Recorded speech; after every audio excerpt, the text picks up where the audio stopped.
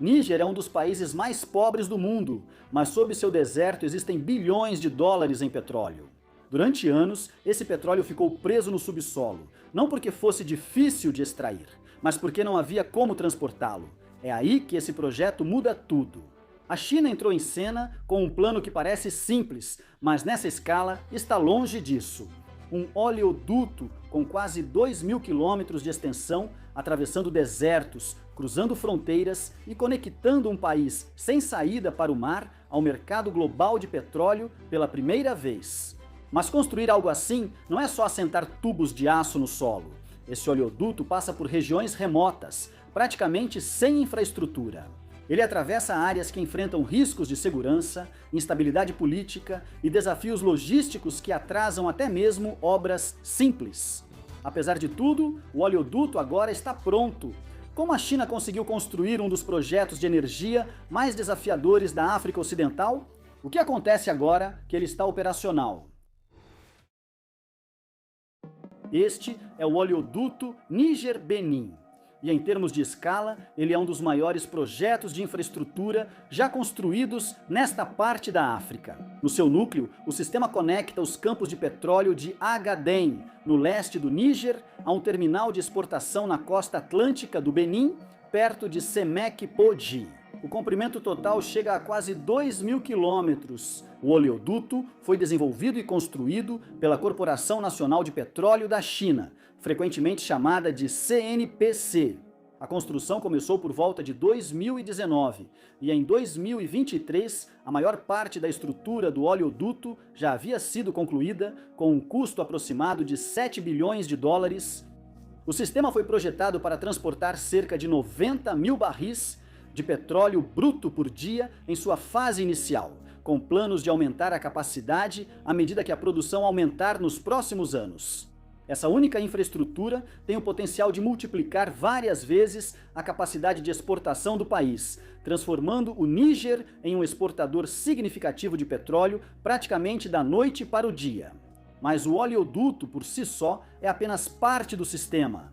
Na extremidade costeira, em Benin, um terminal de exportação totalmente novo foi construído. Ao analisar esse projeto, vemos que não é só um oleoduto, é um corredor de exportação que liga poços de petróleo em uma das regiões mais remotas da África Ocidental às rotas marítimas globais no Oceano Atlântico. Para entender por que esse oleoduto existe, é preciso considerar a geografia do Níger, um país totalmente sem saída para o mar. Ele fica no meio da África Ocidental, sem litoral, o que significa que não tem acesso direto às rotas globais de navegação. Todo produto que entra ou sai do país precisa passar por pelo menos um país vizinho primeiro. Só isso já aumenta os custos, causa atrasos e cria dependência da estabilidade regional. Agora aplique isso ao petróleo. Extrair petróleo é só parte do processo. O valor real aparece quando ele chega aos mercados internacionais e pode ser vendido em grande escala. Sem uma rota de exportação confiável, o petróleo se torna um recurso sem escoamento. Ele existe, tem valor, mas não pode gerar receita significativa. Essa era exatamente a situação que o Níger enfrentava. O petróleo foi descoberto na bacia de Agaden no início dos anos 2000 e a produção começou a crescer com o tempo. Mas, em vez de exportar esse petróleo para o mundo todo, a maior parte dele ficou dentro do país. Parte foi para a refinaria nacional em Zinder, que tem capacidade de processamento limitada. Essa refinaria só processa um volume pequeno, bem menor do que os campos de petróleo produzem. Então, o que acontece com o resto? Por anos, não havia uma resposta eficiente. Transportar petróleo bruto por caminhão por longas distâncias não é viável em grande escala. Construir infraestrutura ferroviária para transportar petróleo levaria anos e ainda seria menos eficiente que oleodutos. E depender de países vizinhos, sem um sistema dedicado, traz riscos políticos e logísticos. Isso criou um gargalo. O Níger tinha o recurso, mas faltava infraestrutura para convertê-lo em receita de exportação estável. Sem receita de exportação, o impacto econômico do petróleo foi limitado e o país não aproveitava totalmente suas reservas. É aqui que o oleoduto se torna essencial, não opcional. Ele cria uma rota direta e contínua dos campos de petróleo até a costa.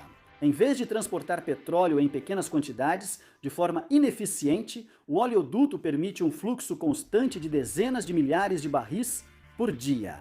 Elimina cadeias de transporte complexas e reduz a dependência de vários intermediários. Agora, a pergunta é, se a necessidade era tão óbvia, por que o Níger não construiu isso antes por conta própria? Quando o Níger confirmou suas reservas de petróleo e começou uma produção limitada, uma coisa já estava clara. Criar um sistema completo de exportação demandaria mais que capacidade local ou investimentos de curto prazo. Seria necessário financiamento de longo prazo, conhecimento técnico e a capacidade de operar em várias etapas da cadeia de suprimentos de petróleo. É aí que a China entra. Por volta de 2008, a Corporação Nacional de Petróleo da China entrou em cena. A CNPC obteve os direitos para desenvolver os campos de Agaden e logo começou a implantar a infraestrutura básica para começar a produção. No entanto, a CNPC não entrou no Níger apenas como uma extratora de petróleo. Ela se posicionou como uma operadora de ciclo completo.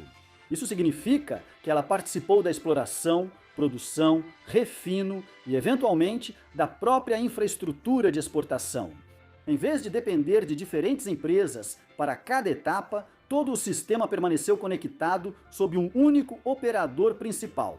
Essa abordagem é essencial, pois projetos assim só funcionam quando toda a cadeia avança junta.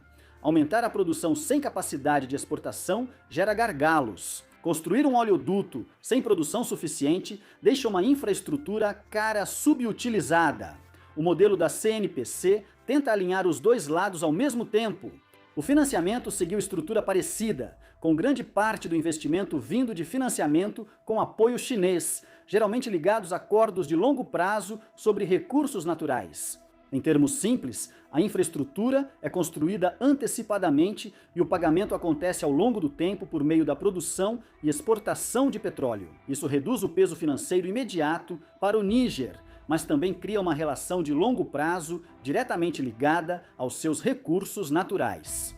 Esse modelo já foi usado em diversos países, especialmente na África, onde há grandes lacunas de infraestrutura e poucas opções de financiamento. Para o Níger, isso trouxe o que faltava há anos, a chance de passar da produção em pequena escala para um sistema voltado à exportação em grande escala. Mas também existe uma camada estratégica nisso. Ao construir e operar a infraestrutura, a China garante acesso ao fornecimento de petróleo enquanto fortalece sua presença em uma região que tradicionalmente tem visto influência de países ocidentais. Não se trata apenas de energia. É sobre posicionamento, parcerias de longo prazo e controle sobre infraestrutura crítica. Então, a parceria funciona nos dois sentidos, mas também une os dois lados por décadas. Após a decisão, o próximo passo foi construir um dos oleodutos mais longos da região, atravessando um terreno que dificulta até a construção básica. Para entender a dimensão desse projeto, você precisa acompanhar a rota do início ao fim. O oleoduto começa nos campos de petróleo de Agaden, localizados no leste do Níger. Essa região fica no deserto, afastada das grandes cidades e da infraestrutura de exportação. De lá, o oleoduto se estende para o oeste e para o sul através do país, percorrendo cerca de 1.300 quilômetros somente dentro do Níger, antes mesmo de chegar a uma fronteira internacional. Depois de cruzar para o Benin, ele continua por mais 600 a 700 quilômetros, chegando finalmente à costa atlântica em Semeik-Poji. Quando o oleoduto chega à costa, todo o sistema depende de uma etapa final: colocar o petróleo nos navios. Em Semeik-Poji, Benin, foi construído um novo terminal de exportação para esse processo. Não é apenas um ponto final simples, onde o petróleo chega e para. Instalação totalmente integrada, projetada para armazenar petróleo bruto, gerenciar o fluxo do oleoduto e transferi-lo eficientemente aos navios petroleiros de alto mar. O terminal possui grandes tanques que servem de amortecedor entre o oleoduto e o embarque. O petróleo nem sempre chega no mesmo ritmo em que os navios estão prontos para ser carregados. Por isso, esses tanques garantem fluxo constante e controlado. A partir daí, o petróleo bruto é transportado por sistemas de carregamento que se estendem para o mar, permitindo que os petroleiros atraquem a uma distância segura da costa. Muitas vezes, isso envolve um sistema de carregamento em alto mar, onde navios se conectam a um ponto fixo no mar em vez de atracarem em um porto tradicional. Isso reduz a necessidade de construção de portos de águas profundas e permite que grandes embarcações operem de forma eficiente. Esse terminal é o que transforma todo o projeto de um oleoduto interno em um sistema internacional de exportação. Sem ele, o petróleo simplesmente chegaria à costa sem ter para onde ir. Com ele, o petróleo bruto do Níger pode entrar nos mercados globais, sendo transportado pelo Atlântico para refinarias na Europa, Ásia e além. Ele também traz valor econômico para o Benin. Como anfitrião do terminal de exportação, o Benin recebe taxas de trânsito, desenvolve infraestrutura e aumenta a atividade costeira. O projeto faz do país um elo-chave em um corredor regional de energia, mesmo que o petróleo venha de outro local. No total, todo o sistema percorre cerca de 2.000 quilômetros, tornando-se um dos oleodutos de petróleo bruto mais longos da África. Essa distância não é apenas um número, ela representa a dimensão do desafio. Esse oleoduto atravessa algumas das áreas mais remotas da África Ocidental.